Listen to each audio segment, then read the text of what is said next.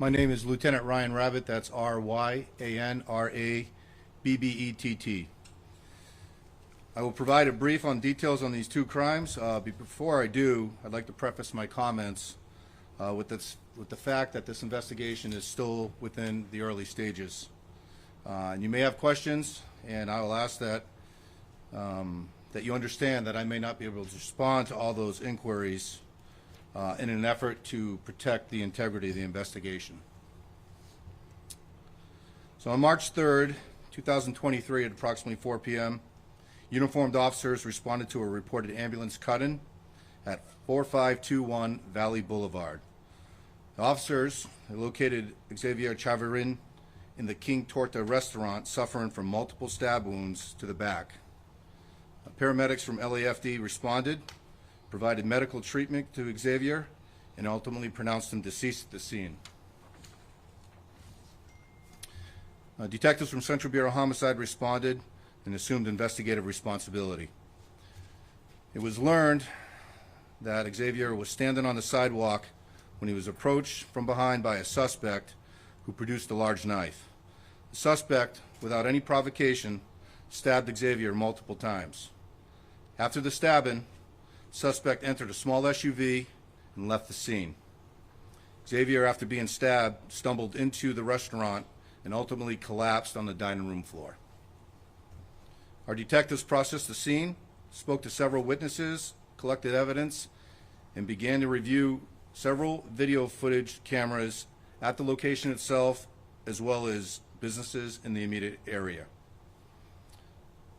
While at scene, approximately 5 hours later, detectives were made aware of a second stabbing that occurred at the Valley Food and Liquor that's located at 5474 Valley Boulevard. It's about a mile and a half away.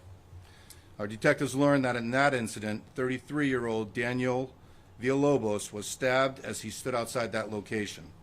Villalobos was transported to a local hospital where he was treated for multiple stab wounds. In an abundance of caution, homicide detectives assumed investigative responsibility for the second incident, given the possibility that both crimes were committed by the same suspect, which we learned later that that was in fact the case.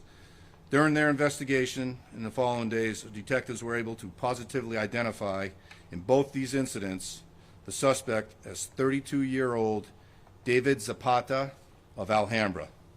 The detectives working with the Los Angeles County DA's office secured an arrest warrant for Mr. Zapata. Yesterday, on March 8th, our homicide detectives, along with undercover officers from LAPD's Gang Narcotics and the U.S. Marshals Task Force, located Zapata at his home. After a brief standoff with members of LAPD SWAT, Zapata surrendered and was taken into custody.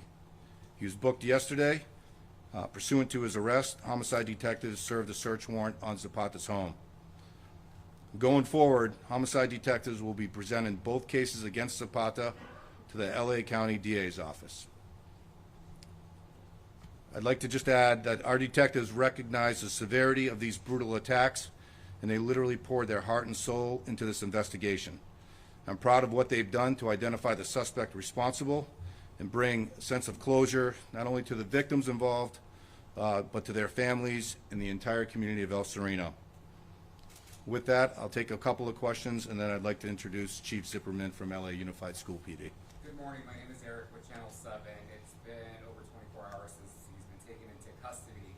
With the mental health factor, what's the dialogue been like during questioning? Is he cooperating? Is he engaging?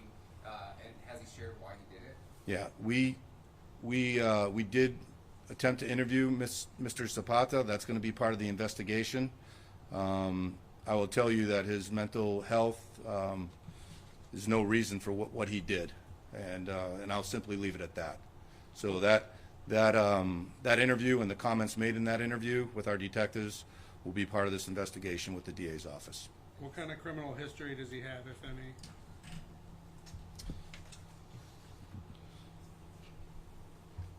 Zapata has 7 misdemeanor arrests, no felony arrests or convictions. What about the motive, sir? The motive at this time we're still trying to figure out. I mean, again, this was unprovoked.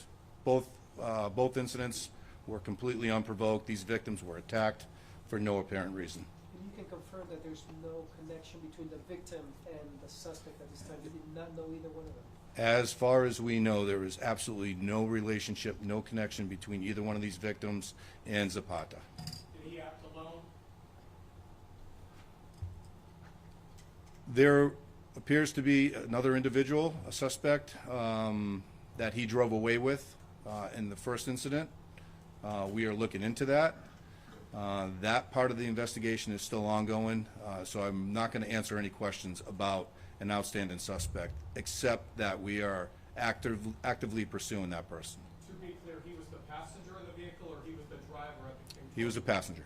It was only the stabbing, or he tried to rob the little kid? There's no indication that there was an attempt at robbery. This was just a stabbing incident. Did he say anything to either victim? Yeah, I'm not going to get into what comments were made between Zapata and either one of the victims.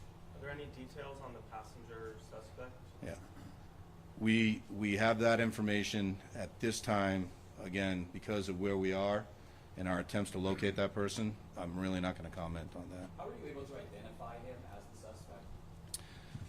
I will leave it at, we retrieved several video cameras. Obviously, that depiction on those video was a very close match, along with several individuals that came forward, provided information to the detectives. And then I know you said he had 7 misdemeanor arrests. Was he out on bail or parole or anything No, like that? no. Was there any recent LAPD interactions with him? I know we heard from neighbors that he might have been arrested or had a mental health check recently. Do you know He anything? lived in the city of Alhambra. What his interactions with Alhambra PD, I don't know exactly or how recent. How did you find him? How did you find him?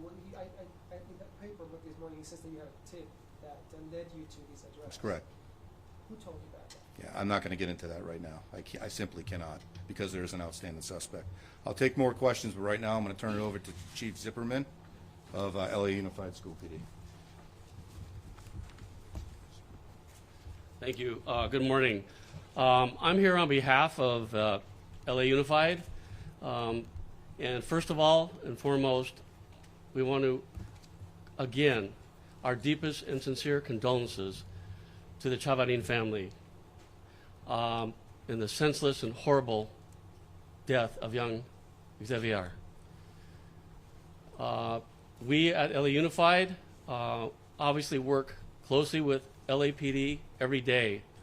And I want to commend the men and women of LAPD and Operation Central Bureau Homicide for a quick arrest of a suspect in connection with this horrific and senseless act against young Xavier.